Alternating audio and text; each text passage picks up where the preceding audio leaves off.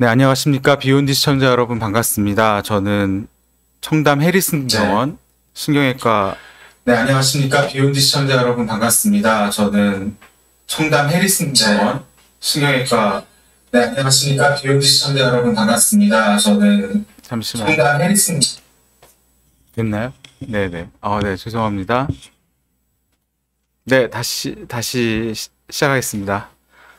안녕하십니까. 저는 청담 해리슨 병원에서 근무하고 있는 신경외과 허동아입니다. 오늘은요, 제가 주로 말씀을 드리는 건 아니고요.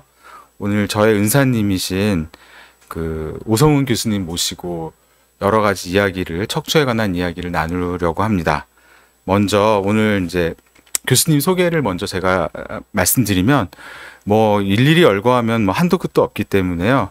연세대학교 의과대학을 졸업하시고, 그다음에 세브란스 병원하고 한양대 병원에서 30년 동안 거의 신경외과 교실에서 교수님으로 재직하셨고요. 현재까지 40년 이상 척추 환자분들을 치료를 해오셨습니다. 그리고 대학에서 정년 퇴임 후에 지금 현재 저희 병원에서 명예병원장님으로 근무하시고 저희도 아직까지 이제 지도해주고 계시고요. 제가 이제 의과대학 시절에 교수님께 척추 강의도 들은 적이 있고요. 대학 시절에는, 교수님 시절에는 경추의 고난이도 질환, 또 최소 침습 척추술을 선구자적으로 시행하셨던 그런 교수님이십니다. 오늘 교수님께 척추에 관한 진솔한 얘기를 들어보는 시간을 갖도록 하겠습니다. 지금도 이제 교수님 진짜 많이 바쁘시거든요. 현재도 늘 바쁘신데 오늘 이렇게 비욘디에 출연하게 되신 계기가 있으실까요? 네, 오늘 진솔하게 한번 말씀드리겠습니다. 주위에 허리 아프신 분들이 참 많으시죠. 아마 이 숫자는 앞으로 더 증가할 것이고요. 왜냐하면 연세가 많은 분들이 점점 많아지기 때문에 이러한 질병들은 더 증가할 것입니다. 이로 인해서 전문병원, 통증 클리닉, 한방 또는 정체를 알 수 없는 여러 민간요법들을 통해서 많은 정보가 쏟아지고 있는데요. 정보가 너무 많아서 정보의 홍수 시대라고 할 수 있습니다. 이런 말도 있죠. 홍수 때 마실 물이 없다. 제가 오늘 오랜 척추외과 의사로서의 경험을 바탕으로 여러분들한테 발전된 의학의 발전과 또 올바른 지식을 전달함으로써 여러분들이 이 병을 고칠 수 있다라는 그런 용기와 희망을 드리려고 오늘 출연하게 되었습니다. 네, 감사합니다. 이제 그러면요, 이제 본격적으로 여러 이제 시청자 여러분들이 궁금하실 수 있는 이런 척추에 관한 내용에 대해서 진행해 보도록 하겠습니다. 저희가요, 여러 환자분들께서 많이 묻는 질문을 미리 좀 추려서 준비를 했거든요. 그래서 이따가도 한번 채팅으로도 질문해 주시고요. 일단 저희가 먼저 준비한 질문에 대해서 저희가 질문 답변하는 이런 구성으로 한번 진행해 보겠습니다. 이제 건강 관련 방송에서 흔히 듣는 이야기가 디스크 질환은 그냥 쉬기만 하면 좋아진다. 그냥 간단하게 치료하면 좋아진다. 이게 정말 사실인지, 그리고 디스크 탈출증의 대부분은 저절로 흡수된다고 하는데 정말 이게 사실인지, 대부분의 환자가 정말 해피엔딩으로만 가는 건지, 여기에 대해서 한번 오 교수님께 여쭤보겠습니다. 네, 해피엔딩으로 가는 경우가 있죠. 많죠. 그러나 모든 환자들이 다 해피엔딩을 원할 텐데 그렇게 되지 않을 때에는 어떻게 할 것인가, 이런 것이 이제 오늘 제가 주로 드리는 말씀인데요. 진짜로 터져 나온 큰 디스크 덩어리가 나중에 녹아서 흡수돼서 없어지는 사진들을 저희들이 가끔 봅니다. 근데 그게 모든 환자들이 다 그렇게 된다 그러면은 제가 여기 나올 이유도 없었고요. 모든 환자들 그렇게 치료하면 됩니다. 근데 많은 환자들이 그렇게 안 된다는 거죠. 그러면은 어떤 분이 나와서 이거는 수술하면 안 된다, 다 녹아서 없어진다, 그렇게 말해서도 안 되는 거고, 또 어떤 분은 나와서 주사 한 방으로 고칠 수 있다, 이렇게 얘기하면은 그것도 안 되는 거죠. 그러니까는 그런 말을 듣게 되면 환자들은 귀가 솔깃해가지고 믿게 되고 또 그러한 치료를 따라가게 되죠. 그러면 그분이 그렇게 안 될 때는 어떻게 되는 겁니까? 그러니까는 그런 환자들이 적절한 치료로서 고칠 수 있는 기회를 그런 제한된 정보 지식만 가지고 믿고 있다가 그 기회를 놓치게 되죠.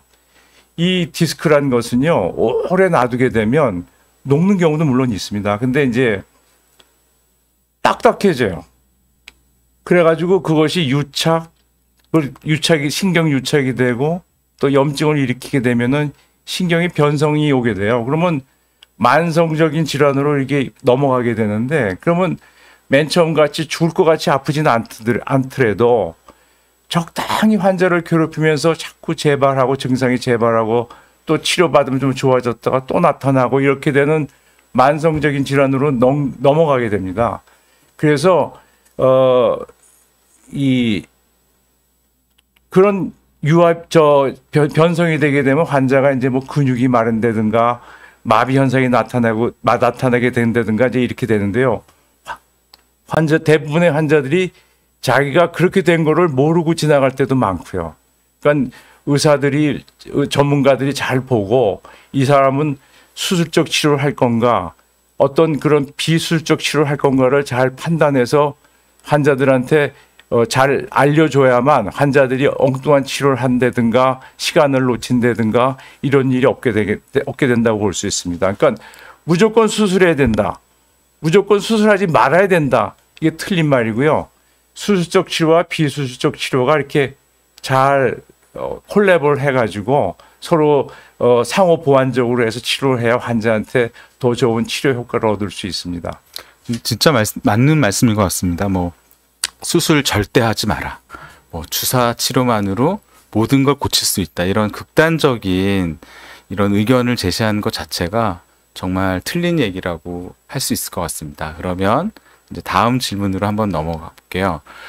보통은 이제 저희도 처음부터 수술을 권유드리는 일은 거의 없거든요. 그래서 디스크 탈출증이 이제 진단이 되면은 그래도 꽤 심하신 분들이 있거든요. 이런 경우 저희가 수술 가능성에 대해서는 반드시 말씀을 드리는데 일단 수술이 필요한 정도라 하더라도 비수술적 치료를 받고 좀 기다려보는 경우가 많이 있거든요. 근데 환자분들께서 어떤 질문을 하냐면 도대체 얼마까지 3개월을 버틸 수 있는지 아니면 한 달까지 버텨서 안 되면 수술을 해야 되는지 이런 질문을 많이 하시거든요. 그래서 수술적 치료까지 고려해야 되는 좀 중증 디스크 탈출증인데 얼마까지 비수술적 치료를 하면서 기다려볼 수 있을까요?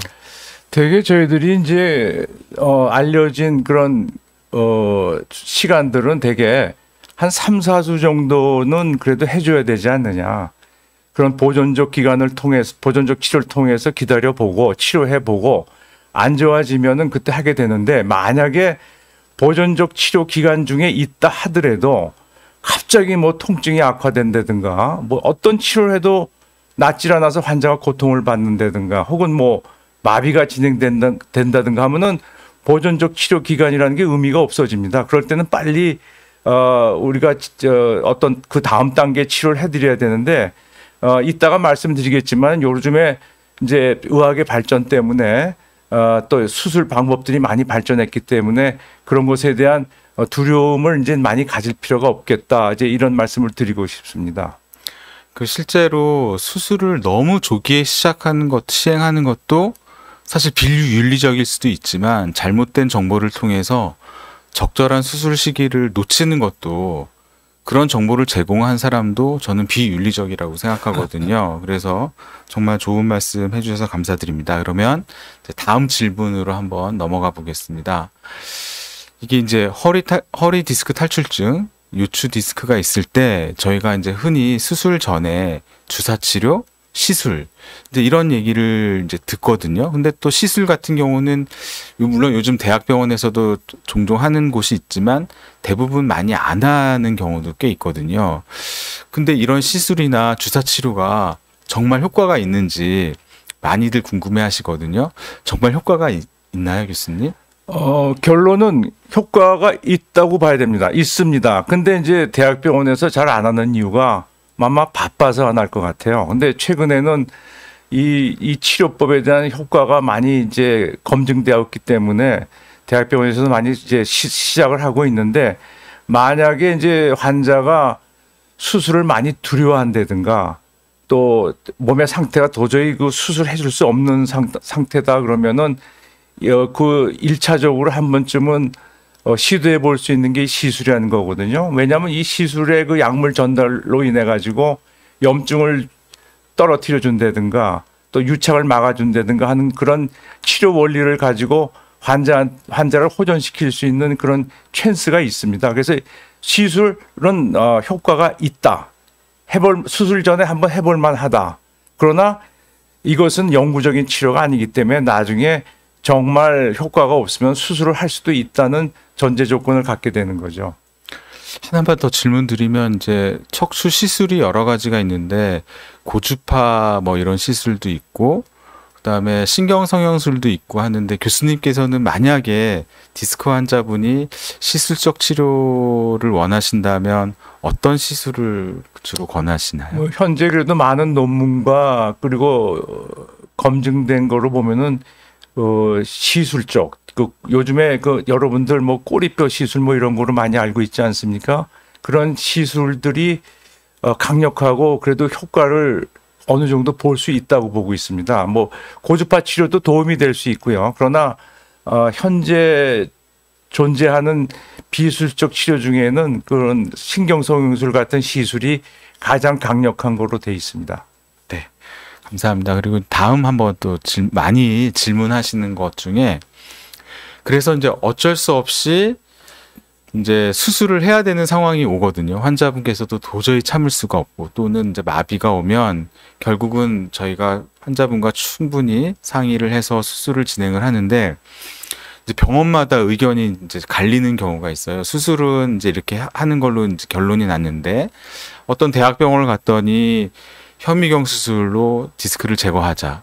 또 어떤 병원은 내시경으로 할 수 있다. 이런 얘기를 아마 많이 들으셨을 거예요. 그래서 그럼 도대체 현미경 수술하고 내시경 수술 얘기를 들었는데 도대체 나는 어떤 수술을 받아야 될지 굉장히 혼란스러워지게 되거든요. 도대체 현미경 수술은 뭐고 내시경 수술은 뭐고, 각각의 장단점은 어떤 게 있을까요, 교수님? 네, 맞습니다. 그 수술적 요법 중에 이제 크게 나누면은 현미경과 내시경으로 할 수 있는데, 현미경 수술은 이제 전통적인 수술 방법이라고 할 수 있죠. 절개를 하고 근육을 당기고 현미경으로 보면서 그 병변을 수술하는 방법인데, 이것은 그동안에 이 수술로 모든 수술 환자들을 해결했고요. 지금도 유효합니다. 이 수술을 지금도 하고 있는 분들이 많고요. 그런데 이제 그 수술이 갖는 약점이 근육 손상이라든가 조직 손상들이 있어가지고 환자의 회복이라든가 후유증이라든가 이런 것을 남기게 되었죠. 그래서 이제 환자들이 수술 후에 자기가 잔존하는 증상들 때문에 만족도가 떨어지니까 자꾸 이제 이런 얘기를 합니다. 여러분들도 그런 얘기 많이 들으셨을 텐데, 허리에 손대지 마라. 허리에 수술하면 큰일 난다 하면서 이제 수술에 대한 그 막연한 부정적인 견해들을 많이 피력하죠. 그래서 그러한 약점과 단점을 이제 불식시키기 위해서 이제 등장한 것이 내시경 수술인데요. 이 내시경 수술이 등장함으로써 조직 손상을 줄이고 내시경을 통해서 더 가까운 곳에서 보면서 정확한 수술을 해주기 때문에 이 내시경 수술이 그 현미경 수술의 약점을 대체할 수 있는 수술법으로 이제 각광을 받게 된 것입니다. 그래서 저는 뭐 시설이 안 돼서 만약에 할 수가 없어서 현미경 수술밖에 안 된다면 뭐 그것도 할 수 있다 생각하지만은, 만약에 그 내시경 수술이 가능한 상황이다 하면은 내시경 수술을 먼저 권유하고 있습니다. 제가 참고로 말씀드리면은 오성훈 교수님께서는 거의 20년 전에 초창기 내시경이 있었거든요. 그 수술, 그래서 그 당시 20년 전에도 내시경으로 디스크 제거술을 우리나라에서 거의 최초로 시도하셨던 그래서 그걸 또 학회에서 발표하셨던 적이 네. 있으셨습니다. 그 당시에도 네. 그렇게 수술한다 그러니까 사람들이 좀 이상하게 생각했었어요. 근데 그때도 이제 우리나라의 내시경 수술이 꼭 신경외과뿐만 아니라 뭐 외과적인 곳, 외과 수술, 내과 수술에서 내시경이 이제 등장하던 시절이었습니다. 근데 그때는 그거를 다 별로 생각 안 했었는데 현재 보세요. 이 내시경 수술이 이미 보편 타당화돼 가지고 외과적 수술의 거의 8, 90%가 내시경으로 지금 해결하고 있고요. 요즘에는 내과에서도 뭐 종양을 띈 위나 뭐 식도에 종양을 띌 때 거의 내시경으로 하고 있지 않습니까? 이건 과거에는 상상도 못했던 일이에요. 그리고 그 내시경 수술을 함으로써 우리가 과연 그러면 내시경 수술이 현미경 수술만큼의 효과를 갖겠는가라는 질문을 많이 받게 되죠. 근데 이제 척추 수술도 물론 내시경 수술에서 이제 더 이상 그 뭐 이제 특별한 수술이 안 된 정도로 이제 많이 이제 내시경 수술이 퍼졌는데 그 결과가 현미경 수술에 거의 준하든가 오히려 어떤 부분에서는 우월하다. 이렇게 이제 평가되고 있고 검증되었고요. 그 다음에 이제 조직 손상이 적어서 후유증이 적은 것은 덤이죠. 보너스라고 할 수가 있습니다. 그래서 이 접근 방법이 완전히 다르기 때문에 앞으로는 이 내시경 수술로 전부 넘어가지 않겠는가. 그리고 이것이 대세가 될 것이다. 지금 이미 대세가 됐다고 평가하고 있습니다. 여러분 그 요즘에 많이 말씀되고 있는 로봇 수술 있지 않습니까? 그것도 내시경 수술을 기반으로 발전된 수술이라고 보시면 돼요. 그러니까 앞으로는 모든 것이 내시경 수술로 이루어질 것이다. 이렇게 저는 전망하고 있습니다. 네네. 다음 질문으로 넘어가기 전에요. 오늘은 이제 저희가 대표적인 질문을 저희가 선정해서 말씀드리고 있는데요. 개인적인 자기의 증상이나 개인적인 허리나 척추에 대한 그런 고민들이 있으시면 채팅으로 올려주시면 거기에 대해서도 저희가 강의 후에 말씀드리도록 하겠습니다. 그럼 이제 다음 이제 질문인데 사실 저도 되게 싫거든요. 우리가 어떤 치료를 한 후에 디스크가 좋아졌다가 또 수술을 하건 비수술을 하건 이게 재발될 수가 있거든요. 사실 이게 어쩔 수 없는 과정인데 재발률은 얼마나 되고 또 만약 디스크가 재발을 했으면 어떻게 치료를 해야 되나요, 교수님? 가장 많은 질문일 겁니다. 근데 수술을 하게 되면 이런 재발을 한다는 것이 어떻게 필연적으로 오는데 되게 저희들이 그 퍼센티지를 3%에서 많아야 한 5% 정도 봅니다. 그러니까 그 많은 퍼센티지에서 재발을 하는 건 아니지만은 재발을 안 한다고는 할 수 없는 거죠. 그러면 이제 그건 거짓말이니까. 근데 이제 재발을 하면은 한 경우에는 일반적인 디스크 치료의 원칙이 입각해서 치료를 하게 됩니다. 또 우선 먼저 보존적 치료를 해보고 안 됐을 때 이제 우리가 재수술을 이제 고려할 수 있는데 예를 들어서 현미경 수술을 했는데 재발을 해서 다시 현미경 수술로 그거를 극복하려고 하면은 굉장히 어렵죠. 어려운데 그런 경우에 이제 내시경을 통해서 다른 루트를 통해서 들어가서 그 재발된 디스크 질환을 치료한다면은 매우 쉽고 안전하게 할 수 있기 때문에 내시경은 이 재발된 디스크 수술에 새로운 또 옵션을 우리한테 준 것이죠. 그러니까 굉장히 그 재발된 디스크에도 추천할 수 있는 그런 방법이라고 할 수 있습니다. 그래서 이 디스크 재발은 생길 수도 있고 안 생길 수도 있지만 디스크 재발을 했다 하더라도 비수술적 치료부터 다시 하고 또 크게 재발하는 경우도 있지만 작게 재발하는 경우도 많기 때문에 이 재발을 걱정해서 현재 디스크 치료를 제대로 안 하는 것 자체도 굉장히 넌센스라는 거거든요. 맞습니다. 예, 예. 너무 걱정하지 마시고요. 지금 진료받고 계신 주치의 선생님이랑 잘 상의하셔서 치료 받으셨으면 좋겠습니다. 이제 또 다음 질문으로 넘어가 보겠습니다. 사실 뭐 여기서 이름을 직접 거론하기, 환자분의 성함을 거론하기는 좀 개인정보 때문에 어렵지만 그 오성훈 교수님께서 정말 유명하신 분들, 뭐 이런 환자들을 굉장히 연예인, 막 이런 분들을 굉장히 많이 수술하시고 또 치료하셨거든요. 또 꼭 그런 환자가 아니더라도 굉장히 또 치료 시기를 놓쳐서 안타까웠던 환자들, 뭐 이렇게 여러 환자분들을 아마 이제 기억하실 텐데, 이 디스크 치료와 관계해서 가장 기억나는 환자는 어떤 환자분이 계실까요? 뭐 정치인, 연예인, 코미디언 많죠. 근데 저는 의외의 말씀을 드리고 싶습니다. 의사들입니다. 이 의사들이 의학적 지식이 많고 자기가 거기에 전문이니까 아는 게 많아서 말을 안 들어요, 말을. 그래가지고 이거 수술 빨리 안 하면 큰일 난다 그래도 내가 알아서 할 거야. 주사 치료하고 약 먹으면서 계속 쩔룩대리고 걸어 다니면서도 안 받습니다. 그리고 특별히 이런 공인들, 연예인이나 뭐 정치인들은 빠른 수술과 빠른 결과, 빠른 회복을 주로 원하시거든요. 그런 분들 때문에라도 내시경 수술이 그 하나의 그 답이 될 수 있겠습니다. 근데 하여튼 의사들 말 안 듣습니다. 진짜 의사분들이나 약간 의료인 쪽이 저희가 정말 치료하기가 어렵고요, 까다롭고요. 하지만 지금도 여러 그 의사 환자분들이 저희 오성훈 교수님을 찾아오고 계십니다. 네. 제가 또 제 말씀을 안 드릴 수가 없는 게, 제가 디스크 수술을 받은 사람입니다.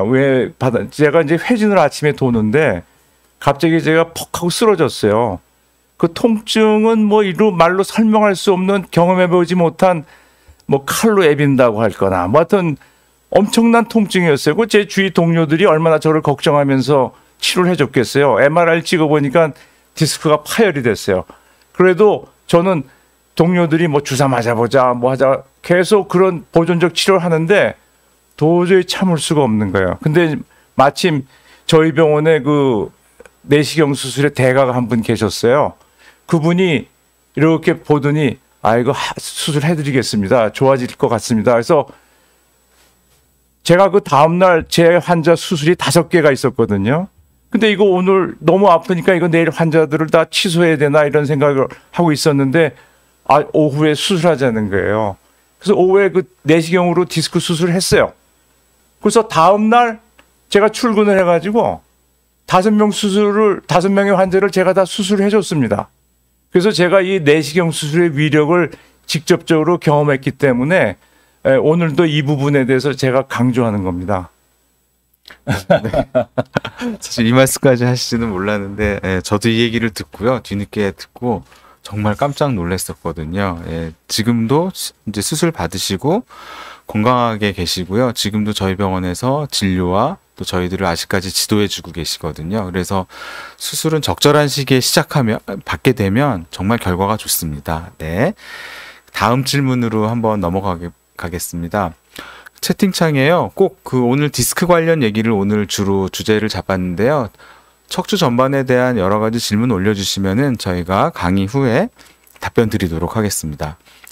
이제 넘어갈게요. 이제 디스크는 그래도 어느 정도 허리 디스크에 대해서는 정리가 좀 됐고요. 이제 한번 우리 어머님, 아버님 세대에서 이제 괴롭히는 게 이제 척추 협착증이거든요. 도대체 이제 척추 협착증, 또 척추 노화는 도대체 뭔지, 그 다음에 협착증의 가장 대표적인 증상이 있거든요. 근데 어머님, 아버님들 잘 병원 안 가시려고 하거든요. 이 협착증은 뭐고, 이런 증상이 있을 때는 꼭 병원에 가야 한다. 어떤 게 있을까요? 이제 사람이 이제 나이가 들면은 노화를 해야 되니까 척추도 노화의 그 경지를 지나가지 않을 수가 없습니다. 그러면 척추가 노화가 되면 어떤 일이 나냐면은 뼈도 물론 약해지고요.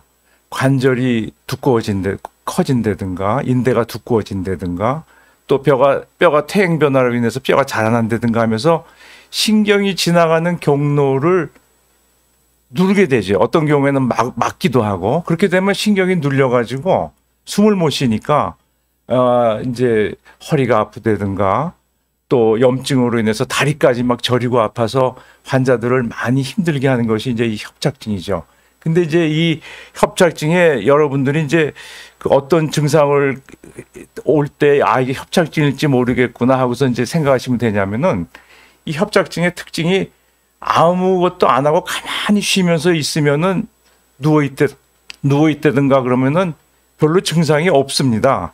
근데 오래 서 있거나 한 자세로 오래 있거나 또는 걷다가 증상들이 나타나니까 주저앉아서 이렇게 쉬게 되지요. 그러면 또 풀려요. 그러면 또 걸어가요.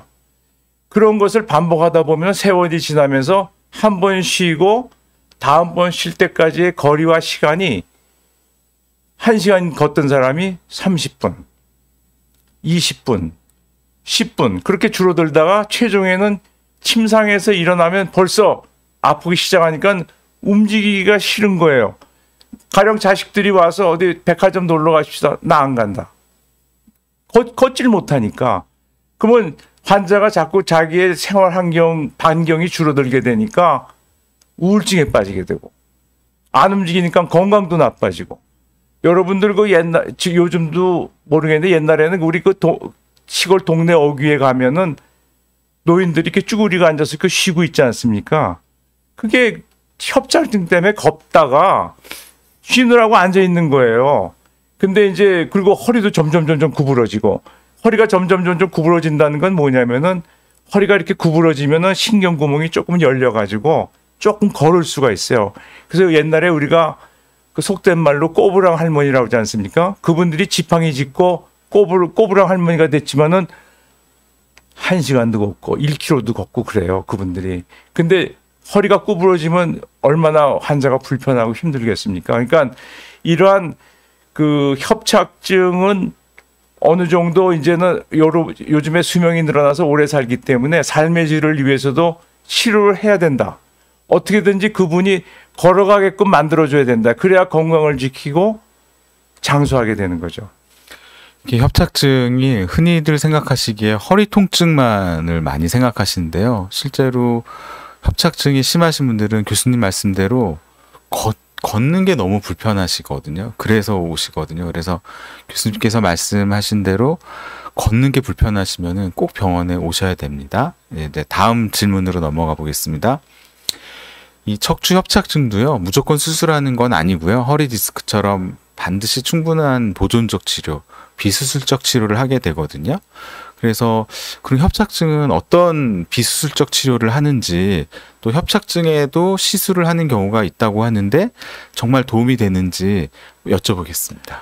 네, 뭐 일시적이라 할지라도 도움이 됩니다. 왜냐하면 이 시술이 존재해야 되는 이유가 협착증 환자가 전부 수술을 받을 수 있는 상황도 아닐 거고 또 환자가 수술하라고 했을 때 네 하고 이렇게 수술 받는 사람이 없습니다. 다 가족들과 함께 고민하게 되고 생각해야 되고 하는데 그렇게 수술 받기가 어려워하는 분들을 위해서 이 시술을 그 대안으로 일차적인 대안으로 우리가 선택할 수가 있죠. 그래서 거의 디스크 치료하고 거의 비슷한 과정을 겪는다고 보시면 됩니다. 그래서 이 협착증인 경우에 병원에 오시면 무조건 수술하는 거 아니거든요. 항상 뭐 약물 치료, 재활 치료, 통증 치료부터 저희가 시도를 하니까 무조건 걱정하지 마시고 일단 병원에 오셔서 적절한 진단과 치료를 받으셨으면 좋겠습니다. 다음 질문으로 넘어가면요. 사실 옛날에는 협착증은 내시경으로 치료 안 된다고 그랬거든요. 근데 최근에는 협착증도 척추 내시경으로 치료를 한다고 하는데 진짜 가능한 건지 또 가능한데 좀 불충분하게 수술되는 거는 아닌 건지 이런 의견들이 있거든요. 여기에 대해서 교수님 한번 말씀 주십시오. 결론부터 말씀드리면 가능하고 오히려 유일한 치료법일 수도 수술이 불가피하다고 할 때는 아마 내시경 수술이 유일무이한 수술이 되지 않을까. 왜냐하면 많은 병원에서 이미 협착증을 내시경으로 수술하고 있고요. 이것은 이미 더 이상 새로운 술식이 아닙니다. 이것은 이미 유일무이한 가장 좋은 술식으로 이미 자리 잡았다고 볼 수 있고요. 특별히 또 연세가 많으신 분들이 지병이 많지 않습니까? 뭐 고혈압, 당뇨, 또 근육이 약하고 한 경우에는 크게 째고 하는 수술은 환자한테 우리가 적용하기가 힘듭니다. 왜냐하면 그 후유증으로 더 환자들이 더 고통받을 수 있으니까요. 그래서 이 내시경으로 하게 되면 그런 여러 가지 몸의 약점들을 커버할 수 있는 뭐 마취의 문제라든가 근육의 손상 문제라든가 이런 것들을 많이 해결할 수 있기 때문에 수술해야 된다면은 내시경을 하는 것이 가장 적합하다고 제가 결론적으로 말씀드리겠습니다. 지금도 이제 잠깐 다음 질문 이제 연결해서 이제 질문 드릴 텐데요. 사실 이제 요새 부모님 뭐 고지혈증, 혈압, 당뇨, 또 뭐 심장 질환, 사실 아침약이 한 주먹인 경우가 많거든요. 이렇게 이제 내과 질환이 좀 심한 중증 내과 질환도 있으시고 이런 경우도 치료와 수술이 가능한지, 그 다음에 이제 전신 마취를 해야 되는 경우가 꽤 있는데 전신 마취를 안 하고도 수술이 가능한지 교수님께 여쭤보겠습니다. 환자가 이제 오셨는데 여러 가지 내과적으로 뭐 마취과적으로 평가를 해보니까 도저히 마취를 해서 수술을 하면 안 되는 환자의 건강 상태가 있을 수도 있습니다. 뭐 마취 걸면 큰일 나겠습니다. 이런 얘기를 들으면 어느 의사가 수술하겠어요? 안 합니다, 저도. 근데 이제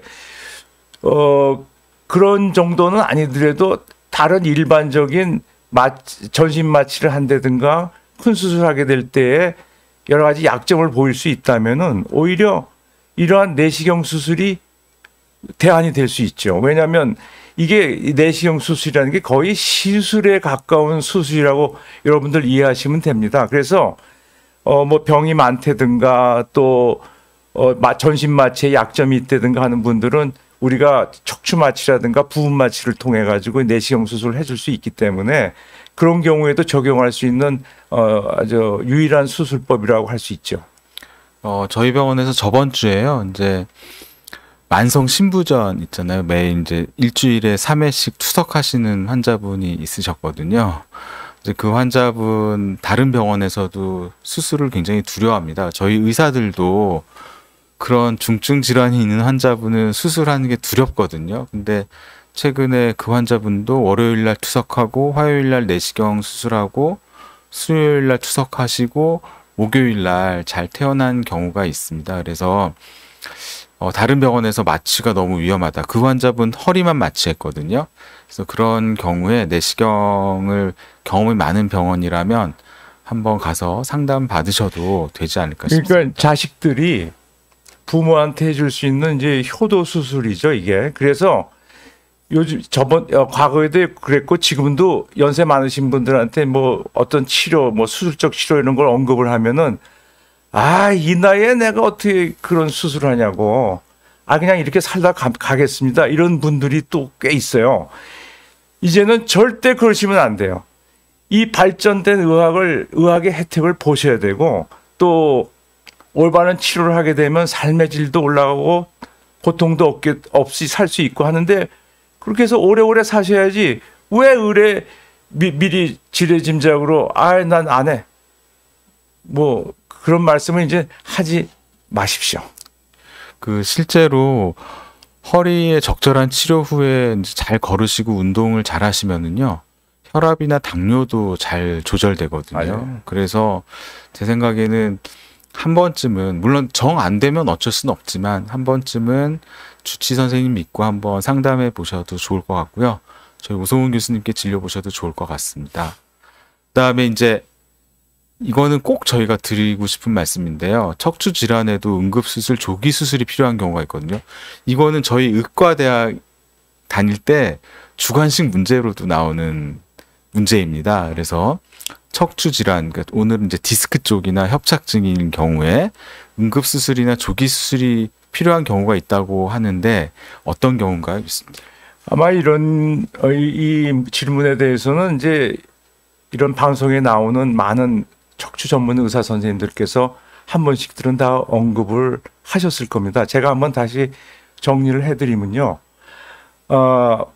제일 중요한 것은 컨트롤되지 않는 통증. 이거를 가지고 계속 끌어안고 고통받을 필요가 없다는 거 하나고, 마비가 진행돼서 환자가 다리가 움직이질 않는데 그거를 주사 맞읍시다, 약 먹읍시다 하는 의사는 넌센스죠. 근데 환자 자신이 자기가 마비 상태인 거를 모르는 거예요.